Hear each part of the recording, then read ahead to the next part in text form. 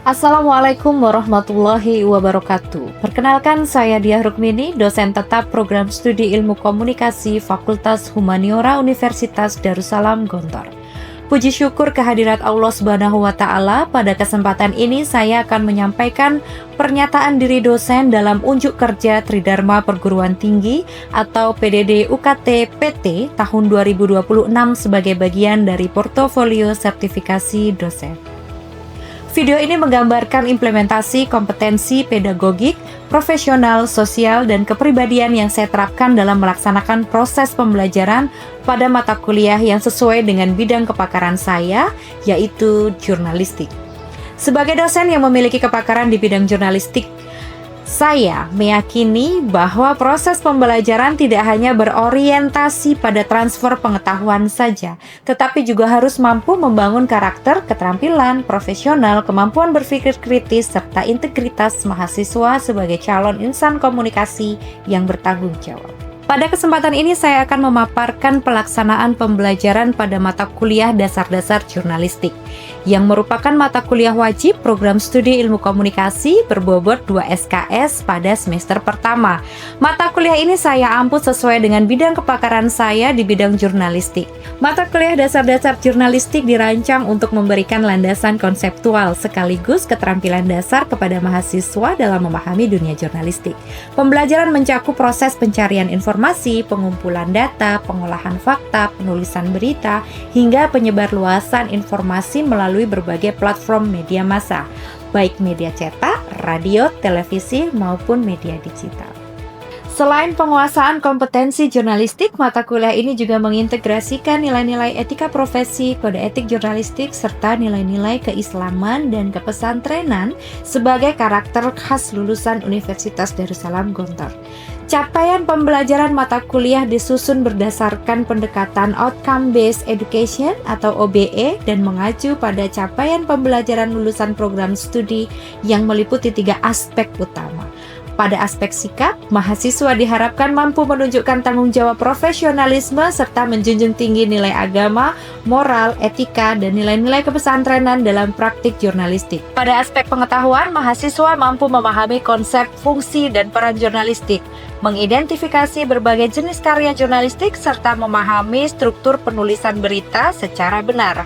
Selanjutnya, pada aspek keterampilan umum, mahasiswa diharapkan mampu berpikir logis, kritis, sistematis, kreatif, dan inovatif dalam menghasilkan karya jurnalistik yang berbasis nilai-nilai Islam dengan memanfaatkan perkembangan teknologi komunikasi. Untuk mencapai capaian tersebut, materi pembelajaran ini disusun secara bertahap selama 16 pertemuan yang terdiri dari 14 kali pembelajaran, ujian tengah semester, dan ujian akhir semester. Materi diawali dengan pengantar jurnalistik, sejarah dan fungsi jurnalistik, media massa dan jenis berita, teknik penulisan berita, menggunakan prinsip 5W1H dan piramida terbalik, etika jurnalistik berbasis nilai keislaman, teknik wawancara dan observasi lapangan, penulisan feature, cek fakta, bahasa jurnalistik, reportase investigasi, evaluasi karya jurnalistik, hingga perencanaan dan produksi buletin sebagai proyek akhir mahasiswa. Dalam proses pembelajaran, saya menerapkan student-centered learning melalui kombinasi beberapa model pembelajaran. Di antaranya yaitu project-based learning, discovery learning, dan forum group discussion. Sehingga mahasiswa tidak hanya memperoleh pemahaman konseptual, tetapi juga memperoleh pengalaman belajar melalui praktik langsung, kolaborasi, refleksi, dan penyelesaian proyek jurnalistik yang autentik. Metode pembelajaran yang saya gunakan meliputi ceramah interaktif, diskusi kelompok, presentasi, studi kasus, praktik lapangan, simulasi wawancara, penugasan individu maupun kelompok, peer review, serta project-based assignment yang memungkinkan mahasiswa mengembangkan kemampuan berpikir kritis, komunikasi, kolaborasi, dan kreativitas secara terpadu. Asesmen pembelajaran saya laksanakan secara berkelanjutan menggunakan prinsip assessment for learning dan assessment of learning yang meliputi penilaian partisipasi kelas, kuis, tugas individu, presentasi kelompok, studi kasus, praktek wawancara, penulisan berita, analisis berita, proyek pembuatan buletin, ujian tengah semester berupa praktek wawancara dan penulisan feature, serta ujian akhir semester berupa laporan proyek jurnalistik. Dengan pendekatan asesmen tersebut, capaian pembelajaran mahasiswa dapat diukur secara komprehensif pada aspek sikap, pengetahuan, maupun keterampilan. Melalui desain pembelajaran tersebut, saya berupaya menciptakan proses pembelajaran yang tidak hanya menghasilkan mahasiswa yang menguasai teori jurnalistik, tetapi juga memiliki kompetensi profesional, kemampuan berpikir kritis, keterampilan praktik jurnalistik, serta integritas moral yang berlandaskan nilai-nilai Islam. Wassalamualaikum warahmatullahi wabarakatuh. Bismillahirrahmanirrahim. Assalamualaikum warahmatullahi wabarakatuh, teman-teman. Waalaikumsalam warahmatullahi wabarakatuh. Baik teman-teman, hari ini kita akan melanjutkan materi pembelajaran pekan lalu. Jika pekan lalu kita belajar terkait dengan pengantar jurnalistik, hari ini kita akan belajar tentang media massa dan jenis-jenis berita. Sebelumnya, Ibu ingin bertanya, mereview kembali materi pembelajaran pekan lalu. Saat Ibu bertanya, teman-teman, apa yang ada di benak Anda ketika Anda mendengar kata jurnalistik? Satu kata saja, silahkan diucapkan. Afra? Suatu berita, Ibu. Berita, oke. Luna? Wawancara. Wawancara. Hanifah? Artikel berita. Simet, apa yang Anda pikirkan satu kata ketika mendengar kata jurnalistik? Berita, Ibu. Berita, oke. Yang lain? Mengelola. Baik, teman-teman, definisi jurnalistik ya secara umum adalah bentuk kegiatan yang bertujuan untuk menyampaikan informasi kepada khalayaknya. Apakah langsung menyampaikan informasi? Enggak. Dia harus mencari berita dulu, kemudian diolahnya, kemudian harus cek fakta dulu, dan jika itu sudah benar-benar faktual sesuai dengan apa yang terjadi di masyarakat, kemudian baru disampaikan melalui media massa. Nah, kita masuk ke materi pembelajaran media massa. Ya, nih ini adalah konsep jurnalistik. Tadi sudah Ibu singgung di awal perkuliahan bahwa konsep jurnalistik ini adalah bentuk menyampaikan informasi secara cepat kepada khalayak luas melalui media massa. Ibu merangkumnya, media massa saat ini dibagi media massa yang ada itu ada 3 jenis. Yang pertama adalah media massa cetak, kemudian yang kedua media massa audio visual, dan yang ketiga adalah bentuk media massa online atau digital. Cetak itu seperti koran, kemudian majalah, tabloid, ya. Kemudian kalau media massa audiovisual itu televisi, kalau radio kan hanya audio saja. Berarti kalau media massa audiovisual itu adalah televisi. Kalau media massa yang saat ini merambah lebih cepat penyampaiannya adalah dengan media massa online. Kalau media massa online itu banyak bentuknya. Media massa online atau digital ini termasuk di dalamnya adalah media cyber. Sedangkan media cyber sendiri itu bisa diakses hanya dengan menggunakan gawai atau handphone yang hanya dengan genggaman tangan aja kita bisa mendapatkan banyak sekali informasi. Kalau media massa cetak, apa yang dilakukan? Mengirimnya ke redaksional. Kemudian ada rapat redaksionalnya, diolah, dijadikan teks atau artikel berita melalui rapat redaksi. Setelah itu masuk ke percetakan. Setelah dicetak baru disebarluaskan. Yang dijual melalui media cetak. Membutuhkan waktu yang lebih lama. Dia kecepatannya relatif lambat. Karena apa? Kenapa media cetak itu kecepatannya relatif lambat? Karena dia terikat dengan proses cetak dan distribusi itu sendiri. Kemudian dia terbatas dengan adanya halaman dan kolom. Oke. Selanjutnya ada media elektronik. Nah, media elektronik ini berarti bentuknya jurnalistik yang produk jurnalistik berbentuk audio visual. Media elektronik. Sebelum ke audio visual ada radio, dia hanya audio saja. Berarti kita mendengarkan seseorang announcer menyampaikan berita itu hanya melalui radio. Masyarakat tidak bisa melihat gambarannya seperti apa, realnya seperti apa yang terjadi di masyarakat. Sebuah peristiwa seperti itu. Tapi kalau media massa audio visual, dia sudah sangat lengkap. Lengkapnya dia sudah ada suara dan gambar. Betul ya? Ada suara dan ada gambar. Contohnya, media massa audiovisual apa sih yang teman-teman ketahui? Stasiun televisi ya, kita lihat stasiun televisi banyak sekali. Di zaman digital ini, dengan adanya televisi digital, itu channel tidak hanya 5, 6, tapi channel itu banyak sekali. Kan sudah masuk ke ranah digitalisasi, begitu. Kalau media elektronik terbatas dengan adanya jadwal program siaran, betul. Adanya jadwal program siaran. Dan dibatasi oleh apa? Durasi. Misalnya pagi jam 6 sampai jam 7 itu adalah tayangan breaking news. Dia tidak bisa dari jam 6 sampai jam 6 lagi. Dia dibatasi dengan durasi karena setelah tayangan breaking news misalnya itu akan ada tayangan-tayangan segmen yang lain. Baik itu segmen hiburan, kemudian pendidikan, dan lain sebagainya. Nah, di zaman digitalisasi saat ini yang sudah Ibu sampaikan di awal tadi, bahwa setelah adanya media audiovisual, kemudian muncullah ada yang disebut dengan media online. Media online ini diantaranya adalah situs web, ada juga, ada media daring atau cyber. Kira-kira kalau Instagram, TikTok itu juga bisa masuk dalam kategori media online nggak? Bisa. Karena dia media cyber. Hanya saja di kanal di media tersebut tidak hanya orang menyampaikan bentuk produk jurnalistik ya, tapi banyak hal, ada entertain dan lain sebagainya. Nah, ini media online ini kecepatannya dia lebih cepat dari media elektronik, dia lebih cepat. Ini lebih cepat ya, ini sangat cepat karena kalau kita menggunakan konsep media massa online, ini dia bisa dipublikasikan kapan saja.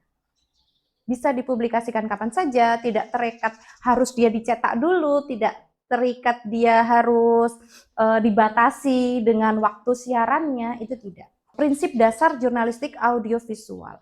Yang pertama ada visual. Visual ini dijelaskan dengan menulis untuk gambar. Kenapa menulis untuk gambar? Karena pada konsep media massa audiovisual itu, narasi yang ditulis itu setelah liputan itu selesai dibuat, maka baru narasi itu ditulis. Oke. Kalau akurasi, dia sudah pasti akurat karena dia sesuai dengan waktu dan tempatnya. Jadi gambar yang ditayangkan harus benar-benar diambil pada momen dan lokasi yang sedang berlangsung. Ada peristiwa yang sedang berlangsung. Kalau objektivitas, subjektivitas ini berpengaruh pada sudut pandang kamera.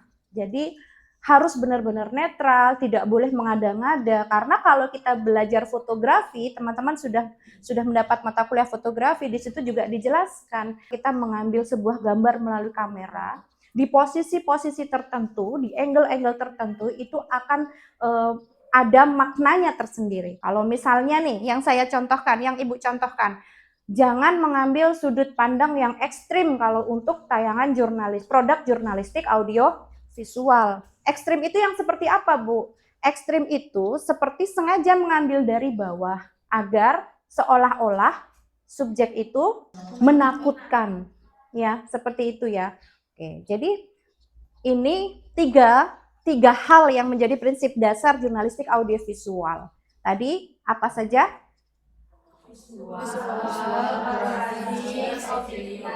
Oke.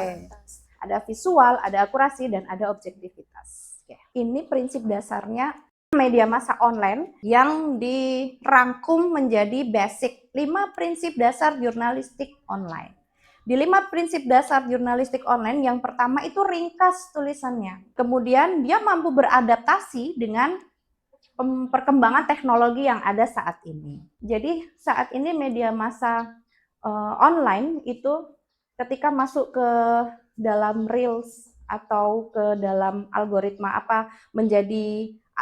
menjadi susunan atau menjadi tampilan yang keluar di beranda pada saat kita mencari sesuai dengan algoritma kita, itu akan sangat mudah sekali kita akses. Kalau kita memakai media massa online misalnya, kita algoritmanya sering mencari berita pendidikan, tentang berita pendidikan pelosok pulau yang ada di Indonesia. Nah, algoritma yang ada di beranda itu, nanti tayangan-tayangan itu yang akan keluar adalah tentang pemberitaan pendidikan yang ada di pelosok, seperti itu. Kemudian dia memungkinkan interaksi. Media massa online itu sudah pasti dia bisa memungkinkan interaksi antara akun itu dengan audiensnya. Melalui apa? Kolom komentar. Oke. Dan yang terakhir adalah community. Dia bisa loh hanya dengan menyampaikan, dia membuat konten, kemudian konten itu berisi produk jurnalistik. Jika dia secara kontinu melakukan publish terkait dengan produk-produk jurnalistik, itu bisa jadi nanti akan membangun komunitas membaca. Nah, ketika seseorang itu sudah follow, istilahnya ya, sudah follow, dia selalu mendapatkan update berita dari akun tersebut. Nanti karena adanya interaksi secara langsung melalui kolom komentar, yang terjadi adalah bisa membentuk forum diskusi. Baik teman-teman, jika tadi kita sudah membahas di awal itu tentang media massa, oke, kita masuk ke materi berikutnya, yaitu konsep dasar berita. Oke, Afra, bisa dijelaskan apa yang Afra pahami tentang sebuah berita? Pernah dengar berita? Oke, Afra. Sebuah informasi, Bu. Oke, informasi. Berita adalah informasi. Arum, Mbak Arum, apa yang Anda pahami tentang berita? Peristiwa. Mbak Afra menjawab berita itu informasi. Mbak Arum menjawab berita itu peristiwa. Betul tidak Ibu? Betul, semuanya benar. Untuk sebuah peristiwa yang terjadi di masyarakat melalui apa, Nak? Melalui media massa. Bisa dengan media cetak, bisa dengan media radio, bisa dengan media audiovisual, bisa dengan media online. Oke. Berita adalah laporan tentang sebuah peristiwa, pendapat, atau masalah yang sudah pasti dia menarik perhatian masyarakat luas. Berita itu harus aktual, faktual, dan penting maupun menarik. Berita yang aktual itu berarti peristiwanya baru terjadi. Sedang terjadi bisa, baru terjadi, sedang terjadi. Berarti biasanya di stasiun-stasiun televisi itu menyiarkan yang disebut dengan breaking news. Jika menyiarkan breaking news berarti selamat pagi pemirsa, saat ini sedang terjadi kebakaran atau sedang terjadi bencana alam dan lain sebagainya. Berarti yang sedang benar-benar terjadi. Biasanya ditayangkan di segmen-segmen breaking news. Meskipun tidak ditayangkan di segmen breaking news, yang sedang terjadi itu bisa menjadi bentuk berita hard news. Nanti akan kita jelaskan ya setelah ini. Kemudian faktual. Berita yang faktual itu berita yang seperti apa, Ibu? Berita yang faktual itu adalah bentuk berita yang sesuai dengan fakta. Berarti teman-teman itu tidak boleh teman-teman sengaja membuat peristiwa yang kemudian diberitakan agar terkenal atau menjadi trending topik, itu tidak boleh. Karena kan dia tidak faktual. Dia tidak faktual. Kenapa tidak faktual? Karena dia sengaja dibuat. Tidak alamiah itu terjadi dengan sendirinya. Kemudian yang terakhir adalah penting dan menarik. Sudah pasti penting dan menarik ini berarti berita itu akan mendapatkan feedback dari pembacanya, pemirsanya. Kalau dia tidak menarik, orang tidak akan membaca berita itu. Jadi dia memang benar-benar harus menarik. Memiliki dampak atau daya tarik bagi masyarakat luas. Kalau beritanya tidak menarik, orang lain juga enggan. Pemirsa juga enggan, pendengar juga enggan. Nggak mau baca berita itu, nggak mau mendengarkan berita itu. Mending lihat entertain di media massa, kan seperti itu. Yang saat ini sedang marak terjadi apa? Bahkan ada juga orang yang sengaja mencari apa yang marak yang terjadi saat ini di kalangan masyarakat, sengaja dicari beritanya. Saya mau cari tahu nih berita yang sebenarnya terjadi terkait dengan kasus ini, terkait dengan polemik ini, terkait dengan isu ini. Apa? Ada yang mencari melalui akun media sosialnya, di algoritmanya nanti akan keluar Banyak sekali berita-berita yang terkait dengan itu. Selanjutnya, ini ada jenis-jenis beritanya. Ada straight news. Yang pertama adalah straight news. Straight news ini berita langsung. Nah, di dalamnya straight news ini adalah ada hard news dan ada soft news. Ini Ibu sudah berikan contohnya ya. Straight news itu berita yang seperti apa Ibu? Kalau straight news adalah berita yang dia tuh ditulis singkat, to the point, langsung pada permasalahannya. Dan di awal itu pasti ada 5W1H. 5W1H ditempatkan di awal paragraf. Nah, ini adalah bentuk contoh rilis berita yang Ibu contohkan. Bentuk jenis contoh berita straight news. Jadi, Ibu lansir dari Kompas dan Ibu ambil dari Kompas yang breaking news dengan judul ini breaking news 5W1 hanya ada di awal. Ya, ada di awal.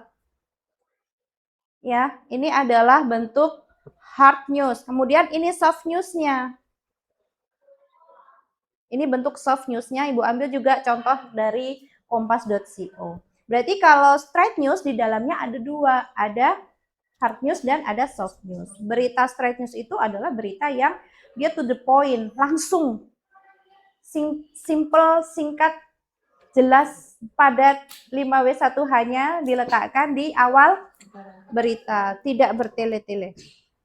Nah, ini ada in-depth news atau berita mendalam. In-depth news ini adalah bentuk pengembangan dari straight news dengan pendalaman informasi mengenai mengapa dan bagaimana suatu peristiwa itu terjadi. Dia lebih banyak diulas terkait dengan latar belakangnya apa, kemudian dampak dari peristiwa itu apa, kemudian ada nggak penelusuran fakta-fakta yang sengaja ditutup-tutupi dan lain sebagainya. Ini hampir sama dengan investigasi tapi ada bedanya. Yang Ibu contohkan ini adalah bentuk in-depth news. Jadi kinerja perbankan masih solid, OJK dinilai revisi target bisnis bank wajar. Yang Ibu contohkan di sini, dia adalah bentuk adanya latar belakangnya. Kenapa target bisnis bank itu dianggap masih wajar? Karena kredit perbankan tumbuh 11,51% secara tahunan dan menjadi 8.918 triliun, bla bla bla bla, banyak. Sampai di bawah itu adalah bentuk latar belakang dari sebuah peristiwa. Jadi in-depth news itu harus ada penjelasan latar belakangnya di situ kenapa. Di atas ini itu sebenarnya juga ada pemberitaan yang lain. Itu juga masuk 5W1 hanya ada di atas paragraf ini.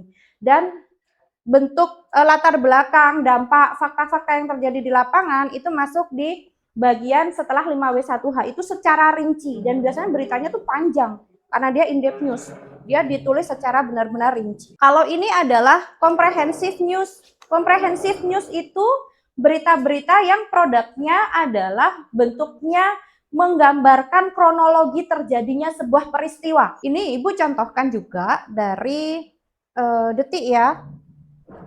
Nah, di sini ada judul kronologi lengkap satu keluarga tewas saat camping di Temanggung. Isi beritanya itu juga muat runut kronologi dari jam sekian yang dilakukan ini, kemudian sampai di tempat glamping itu tanggal berapa, jam berapa, aktivitas dan lain sebagainya. Itu ada semua di dalam berita, benar-benar runut itu sesuai dengan kronologi yang terjadi atau kronologi peristiwa berita itu sendiri. Oke, teman-teman, selanjutnya ada investigasi news, berita investigasi. Kalau berita investigasi ini berita yang benar-benar dibuat untuk mencari sebuah kebenaran. Biasanya berita-berita yang itu merugikan masyarakat. Dicari kebenarannya yang sebenar-benarnya terjadi. Ini investigasi news. Karena di sini wartawan itu sebagai watchdog. Ini di liputan 6. Jadi liputan 6 ini mencari investigasi news tentang resep seblak. Banyak sekali di luar sana orang-orang yang jual seblak itu dengan bahan-bahan yang tidak sehat seperti itu. Nah, kalau ada yang salah satu contohnya kemudian terindikasi seperti itu, kita melakukan investigasi news. Biasanya kalau investigasi news itu tetap menyamarkan pelaku, betul.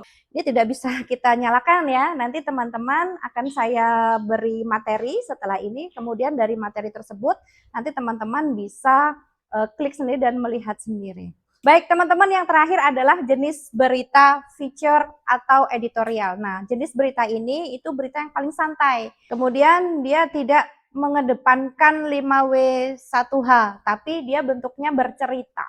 Biasanya berita-berita yang komedi, kemudian tips and trick seperti itu, berita hiburan yang lain, lebih pada teman-teman akan mudah memahami dengan feature dan editorial ini adalah bentuk berita hiburan. Contohnya ini, korupsi semakin melampaui batas dengan gambar karikatur seperti itu yang saya ambil dari CNN Indonesia.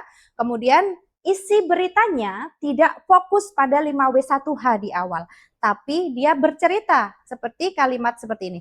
Dulu mungkin kita percaya masih ada hal-hal yang tidak akan disentuh oleh koruptor. Ada batas-batas yang membuat beberapa objek mustahil dikorupsi. Akan tetapi semakin kesini semakin terkonfirmasi bahwa kepercayaan kita tadi hanyalah ilusi. Jadi tidak mengedepankan 5W1H. Justru bentuknya dia bercerita. Dia bercerita di dalam berita, artikel berita, feature, dan editorial. Oke, teman-teman, ini adalah materi terakhir terkait dengan media massa dan jenis-jenis berita. Baik, materi sudah selesai. Sebelumnya, apakah ada yang ingin ditanyakan? Monggo. Oke, baik. Medina, apa yang ingin ditanyakan, Medina? Apakah karakteristik media massa, cetak radio, televisi, dan media digital mempengaruhi pemilihan jenis berita yang dipublikasikan? Baik, pertanyaan yang bagus. Apakah media massa, baik media cetak, audiovisual maupun media massa online itu akan mempengaruhi terkait dengan karakter berita-berita tertentu? Jawabannya adalah iya. Kenapa? Karena pada saat media massa itu memilih berita yang ingin ditanyakan, jenis-jenisnya misalnya straight news, hard news, berita feature, itu akan mempengaruhi juga terkait dengan audiensnya. Audiensnya tujuannya siapa? Jadi media itu tujuan audiensnya siapa? Teman-teman, selanjutnya adalah sesi diskusi. Silahkan teman-teman membuat grup yang ada di kelas ini, bebas, boleh satu grup 4 atau 5 orang. Kemudian tugasnya adalah silahkan didiskusikan, itu mencari sebuah contoh berita dan silahkan diidentifikasi sesuai dengan jenis beritanya apa dan media massanya yang digunakan apa. Oke, baik, silahkan. Bismillahirrahmanirrahim. Saya Alfiana Karima dari kelompok 4 akan membacakan analisis tentang jenis media elektronik. Jadi beritanya itu diproduksi oleh stasiun televisi nasional seperti SCTV ya, dan didistribusikan secara multimedia melalui platform digital seperti YouTube.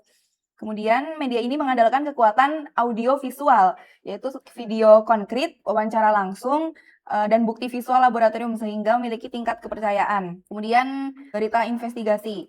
Tayangannya ini bukan sekedar berita langsung. Berita ini termasuk dalam kategori investigasi karena mengungkap pemalsuan pangan atau pewarna tekstil. Baik teman-teman, terima kasih atas partisipasinya pada pagi hari ini. Semoga apa yang Ibu sampaikan pada materi pembelajaran hari ini bisa menambah wawasan teman-teman dan bermanfaat untuk teman-teman. Terima kasih, saya akhiri. Wassalamualaikum warahmatullahi wabarakatuh. Waalaikumsalam warahmatullahi wabarakatuh. Terima kasih.